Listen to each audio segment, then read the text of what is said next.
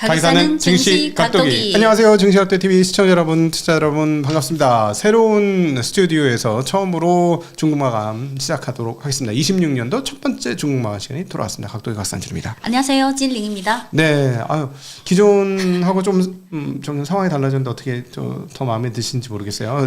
우리 구독자분들이 보시기엔 똑같긴 하지만. 네, 조금씩 업그레이드 되는 것 같습니다. 네. 다행입니다. 저희가 이제 지난 주말에 장을 안 하는 사이에 중국 주식시장이 두 가지 큰 변화가 있었습니다. 통화는 6.99에서 6.97까지 강세를 보여주고 있고, 그다음 추가로 그래서 그런지 홍콩 증시가 지난 주말에 엄청나게 올랐고, 오늘은 본토였죠? 네. 네. 지난주 금요일 1월 2일은 중국 본토 증시 휴장이고 홍콩만 개장입니다. 그렇지. 그래서 지난주 금요일부터 오늘까지 전체적인 시황을 정리해드리면 우선 지난주 금요일 1월 2일에는 중국 휴장인 가운데 홍콩 항생지수가 2.51% 상승, 항생테크 지수 3.68% 상승 마감했는데요. 네. 그 전날에 중국 통계국에서 발표한 PMI가 잘 나왔고요. 네. 그리고 내수 둔화가 계속되고 있는데 내수 진작 관련해서 재정부에서 이국 환신 관련 자금 투입 호재가 있었고, 네. 그리고 산업이나 기업 동향과 관련해서는 아무래도 아직은 반도체가 이슈잖아요. 그래서 반도체가 1월 2일에 드디어 Bren 테크놀로지가 홍콩 거래소에 상장했는데 상장 첫날 70% 이상 급등했습니다. 예. 네. 그리고 바이두가 그렇죠. 작년 자꾸 올 한 해 작년 한 해만 봐서는 다른 빅테크 업체보다는 조금 못 미치. 근데 연말에 조금 개별 분할 상장이라든지 여러 가지 재료가 있었고요. 그리고 반도체는 화홍 반도체가 첨단 쪽이 아니고 성숙 공정이지만 화홍 반도체가 계열사 인수라든지 또 개별 재료가 있었습니다. 그리고 아직은 IPO 준비 중인 장시 메모리가 드디어 이제 빠르면 2월 또는 3월에 상해 거래소에 상장할 예정이고, 그리고 또 CATL 배터리 산업이 더 중요하니까 CATL도 올해 하반기에 다른 테크주에 비해서 주가가 그렇게 많이 하락하지 않고 대체로 괜찮은데 저번에 한 7, 8, 9, 10월까지는 전고체 배터리 관련 호재가 있었는데 최근에는 작년 연말부터 또 나트륨 배터리 관련 재료가 있었습니다. 그래서 하나하나 말씀드리면, 우선 화면을 보시면 상해종합지수 1년 동안 흐름인데요.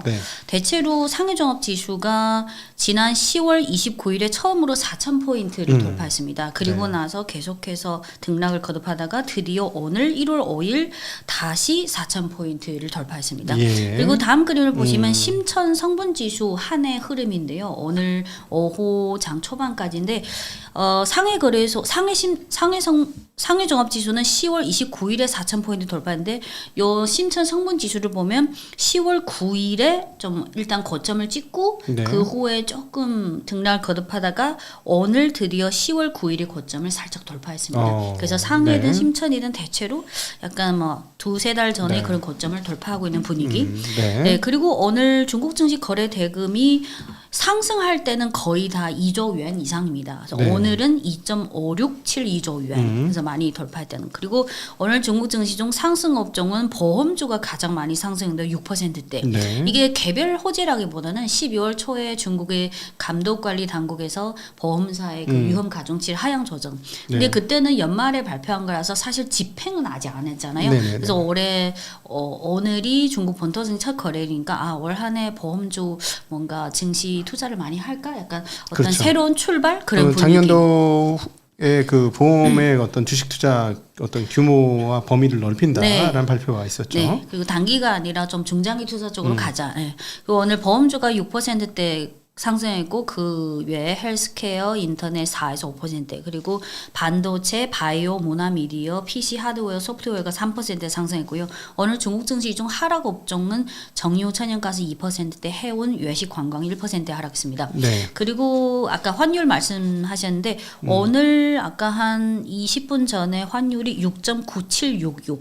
그래서 12월 말부터 12월 25일에 7.001, 12월 29일에 6.998, 그래서 그 후에는 계속 6.9998, 오늘은 6.97 정도.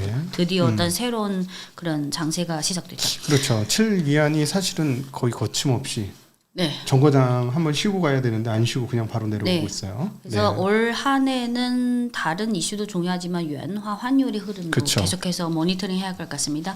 대체로 위안화 강세면은 주식시장에도 좋은 호재죠. 상당히. 특히 지금 중국 증시 중 외국인 투자자 비중이 아직은 5% 내외 정도. 그래서 장기적으로 유엔화 강세가 계속된다면 외국인 자금의 유입에도 좀 그리고 그렇죠. 또 정확히 데이터를 확인하지 않았는데 중국 증시에 외국인 자금이 유입되면 사실 다른 아시아 증시권에도 직간접적으로 좀 호재로 작용하고 있다는 그런 데이터 통계가 있습니다. 네. 그리고 지금부터 말씀드리면 지난 말 12월 말에 발표된 중국 제조업 PMI 딱 보시면 50.1로 나왔는데요. 네. 작년 4월 이후의 최고치입니다. 근데 요거는 경기도 있지만 계절적 요인도 있습니다. 첫 번째는 중국 올해 춘절 연휴가 2월 15일부터 23일까지입니다. 그러면 대체로 그 한 2달 전부터 재고를 확보하고 좀 앞당겨서 준비해야 될 것입니다. 그래서 약간 계절적인 게 있다. 두 번째는 그 12월 중순에 발표된 중국의 무역 지표를 보면 1월부터 11월 누적 기준 중국의 흑자가 1조 달러를 돌파했다. 그래서 대체로 수출의 경기는 대체로 정상적으로 유지되고 있다. 그리고 세 번째는 9월 말에 중국의 발개유랑 재정부에서 작년 4분기에 그 경기를 진작하기 위해서 5천억 위안의 특별 그 정책 금융 지원을 한다. 그래서 그게 9월 말에 발표된 거고 한 11월, 12월에 인프라 투자에 많이 투입됐어요. 그래서 12월 제조업 PMI는 인프라도 들어가잖아요. 약간의 진작 효과가 있었다. 그 두 번째는 요 화면을 보시면 중국의 내수 경기를 반영하는 사회 소매 판매 총액입니다. 쭉 보시면 작년 상반기까지는 상승세를 유지했는데 하반기부터 계속 떨어졌습니다. 이게 이고환신이랑 좀 관련이 큰데요. 그래서 작년에 이어서 작년에는 중국 정부가 내수 진작 위해서 투입한 이고환신 자금이 대체로 한 60조 원 정도 됩니다. 근데 며칠 전에 재정부에서 발표한 거는 작년에 이어서 올해도 계속 이고환신 자금 투자하겠다. 하지만 구체적인 금액은 한 해 금액은 발표하지 않았습니다. 근데 그거의 일환으로 12월 30일에 중국 정부에서 일단은 1차 투입으로 625억 yuan, 즉 한 12.9조 yuan 12.9조 원에 해당되는 장기 특별 국채를 발행해서 올해 1차적인 이국 환신 투입한다. 그래서 내수 안정화를 한다. 하지만 저는 이 이국 환신 정책에 대해서 좀 중립적으로 보고 있는데요. 첫 번째는 어쨌든 내수 둔화의 어떤 마지노선을 지키기 위해서 정부 차원에서 할 건 한다. 하지만 화면을 보시면 우리가 과거 중국 시황에서도 계속 강조했다시피 중장기적으로 중국 정부가 추구하는 게 부동산 거품 해소이기 때문에 부동산 지표나 부동산 경기는 계속해서 둔화세가 중장기적으로 계속될 수밖에 없다. 그러면 요 이국 환신에 투입되는 자금 이게 좀 플러스 요인 그리고 부동산이 내수 시장에 대한 부정적 요인 이게 상쇄되는 효과가 크기 때문에 저는 이게 좀 중립적으로 보고 있습니다. 그러니까 뭐 아무리 돈을 풀어도 그 주택 쪽에서 함몰하는 영향이 크기 때문에 똔똔 치면 다행이다. 뭐 이런 상쇄 거죠? 효과가 좀 크다고 생각해요. 네. 그리고 반도체와 관련해서는 뭐 우리 증시각도기 TV 중국 시황을 보신 분들은 이 화면이 너무 익숙한데요. 드디어 삐런 테크놀로지가 1월 2일 지난주 금요일에 홍콩에 상장인데 상장 첫날 장중에는 105%까지 급등했다가 장 마감 때는 75% 상승으로 마감했습니다. 그래서 상장 첫날 상승폭은 사실 12월 5일에 상장한 무얼스웨스는 상장 첫날에 425% 급등했고 12월 17일에 상장한 메타엑스는 7배 정도 699% 급등했어요. 그래서 요 두 개에 비해서는 사실 첫날 상승폭이 그렇게 크지는 않았습니다. 그리고 오늘이 상장 두 번째 거래일인데 오늘은 1%대 하락 중에 있습니다. 홍콩 거래소. 그래서 그 앞에 두 개보다 조금 강도가 조금 약화된 분위기. 그리고 다음 그림을 보시면 이게 오늘이 삐런 테크놀로지 상장 두 번째 날이니까 주가 그래프 다음 그림을 보시면 주가 그래프가 딱 두 개죠. 그 봉이 그래서 첫날에는 75% 상승, 오늘은 지금 한국 시간 오후 4시 기준 1.8% 하락 중입니다. 네. 그리고 오늘 시작할 때 오늘 상해종합지수 1.38% 상승, 신천 2.24% 상승, 엄청 올랐어요. 네, 창업한 지수 2.85% 상승, 과창 50지수 3.61% 상승. 한국시간 오후 4시 기준 항생지수는 0.13% 강보합, 항생테크도 0.18% 강보합. 그러니까 지난주 금요일에는 중국 휴장과 홍콩 개장인데 홍콩이 급등했고 오늘은 홍콩은 좀 보합권이고 중국이 그 따라서 급등했다. 네. 그리고 이어서 바이두를 보시면요. 이게 바이두 홍콩 주식인데 홍콩 미국 동시상장 종목인데 홍콩 종목은 바이두가 12월 30일에 8.9% 급등, 31일 1.39% 상승, 그리고 1월 2일 지난주 금요일에 9.35% 급등했습니다. 그리고 오늘은 그 전날 급등세에 이어서 오늘은 약간은 약보합. 그리고 다음 그림을 보시면 바이두의 미국 종목인데요. 전날 밤에 15% 상승. 그래서 요게 1월 2일 지난주 금요일에 급등한 거는 그 전날 1월 1일에 공시가 있었는데요. 과거에 12월 초 때 말씀드린 거는 그 자회사 쿨룬칩이라는 자사칩 자회사 분할 상장 준비 중이다. 그래서 이게 1월 1일 공시에 의하면 이 분할 상장권과 관련해서 드디어 홍콩 거래소에 그 방안 계획서를 제출해서 이제 실질적인 절차로 들어간다. 네. 하지만 정확한 상장일은 아직은 지켜봐야 됩니다. 절차가 네. 필요하니까. 그리고 화홍 반도체가 성숙 공정이긴 하지만 화홍 반도체가 점점 또 중요해진 이유가 2025년 기준으로 글로벌 성숙 공정 반도체의 생산 규모에서 중국이 한 33%를 차지합니다. 근데 중국 현지와 글로벌 그 반도체 관련 기관의 전망에 의하면 2027년이 되면 한 39에서 40%까지 확장되고 2030년이 되면 50%를 돌파할 거다. 그래서 요 과정에서 화홍 반도체를 비롯한 중국의 성숙 공정 반도체 업체가 큰 역할을 할 수 있습니다. 그래서 화홍 반도체는 상해 과창판과 홍콩 동시상장 종목인데요. 화면을 보시면 이게 홍콩 종목, 이게 상해 과창판인데요. 오늘은 7%대 급등했고 그 앞에 그림을 보시면 지난주 금요일에 홍콩 주식이 9% 급등하고 오늘은 2%대. 그래서 화홍 반도체는 오늘 홍콩 2% 상승, 상해 7% 상승.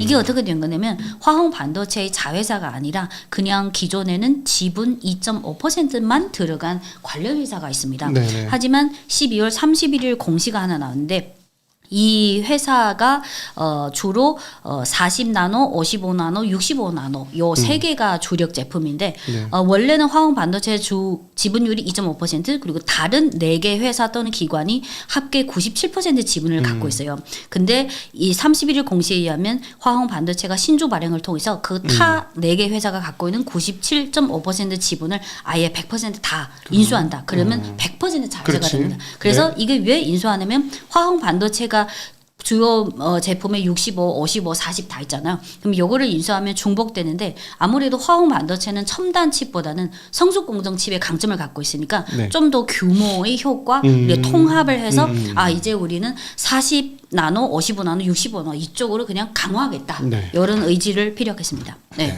그리고 이어서 CXMT 장신 메모리 영문 풀네임은 장신 메모리 테크놀로지 그래서 CXMT입니다. 12월 31일에 상해거래소 과창판 상장 신청을 제출했고 12월 31일에 그 IPO 신청이 접수됐습니다. 그래서 아직은 절차가 필요하지만 빠르면 2월 또는 3월 실제로 상해 과창판에 상장할 예정입니다. 네. 네.